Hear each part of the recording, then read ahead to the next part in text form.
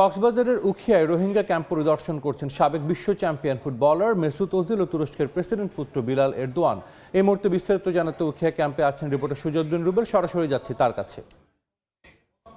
কক্সবাজারের উখিয়ার রোহিঙ্গা ক্যাম্প, এই রোহিঙ্গা ক্যাম্প পরিদর্শন করছে তুরস্কের প্রেসিডেন্টের সন্তান বিলাল এরদোয়ান এবং তার পাশাপাশি রয়েছে ফুটবলার, বিশ্ব ফুটবলার বলা হয় মেসুত ওজিল।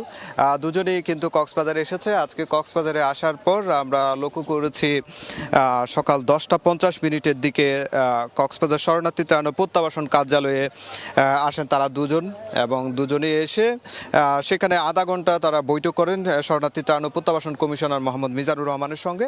এরপর 11:30টার দিকে তারা কক্সবাজার থেকে গাড়ি বহর করে 11 সদস্যের প্রতিনিধি দল রওনা হয় কক্সবাজারের উখিয়ার রোহিঙ্গা ক্যাম্পে। এখন আমরা রয়েছি সেই ক্যাম্পে, যেখানে তুরস্ক অর্থায়নে পরিচালনাধীন একটি হাসপাতাল। সেই হাসপাতালে একে একে তারা প্রত্যেকটি সেন্টার কিন্তু পরিদর্শন করছেন এবং যারা রোহিঙ্গা রয়েছে, অসুস্থ রোহিঙ্গা রয়েছে, যারা চিকিৎসা নিচ্ছে তাদের সঙ্গে আসলে কথা বলছেন। এর আগে শরণার্থী ত্রাণ ও প্রত্যাবাসন কার্যালয়ের যে কমিশনার মিজানুর রহমান পুরো বিষয়টি কক্সবাজারের উখিয়া টেকনাফে যে 33টি ক্যাম্প রয়েছে সেই 33টি ক্যাম্পের যে চিত্র বা পরিস্থিতি, সেই চিত্রগুলো আসলে তুলে ধরেন।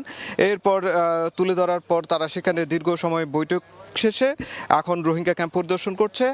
আর কিছুক্ষণ পর আমরা যেটুকু জানতে পেরেছি, শরণার্থী ত্রাণ ও প্রত্যাবাসন কমিশনার যেটি জানিয়েছে, তুরস্ক পরিচালনাধীন বেশ কয়েকটি শিক্ষা প্রতিষ্ঠান সহ হাসপাতাল তারা পরিদর্শন করবেন। পরিদর্শন শেষে বিকেল দিকে তারা একটি প্রীতি ম্যাচ ফুটবলে অংশ নেবেন, যেখানে রোহিঙ্গাদের দুটি গ্রুপ থাকবে এবং সেই গ্রুপের একটি পক্ষ হয়ে মেসুত ওজিল একটি 10 মিনিটের চ্যারিটি ম্যাচে অংশ নেবেন। সেই বিষয়টি শরণার্থী ত্রাণ ও প্রত্যাবাসন কমিশনার নিশ্চিত করেছে। এরপর সন্ধ্যায় আজকে পহেলা রমজান, এই রমজানে যে যারা এসেছেন তুরস্কের প্রতিনিধি দল 11 সদস্যের, তারা রোহিঙ্গাদের সঙ্গে ইফতার করবেন। তবে আমরা বেলা 11:30টার দিকে যে একটি প্রেস ব্রিফিং করেছেন তুরস্কের প্রেসিডেন্টের যিনি পুত্র রয়েছেন বিলাল এরদোয়ান, তিনি আসলে যে বিষয়টি বলছে, রোহিঙ্গা ক্রাইসিসটি দীর্ঘ সময় ধরে কক্সবাজারে তারা বাংলাদেশের মানুষজন ভুক্তভোগী এবং তারা আশ্রয় দিয়ে বাংলাদেশকে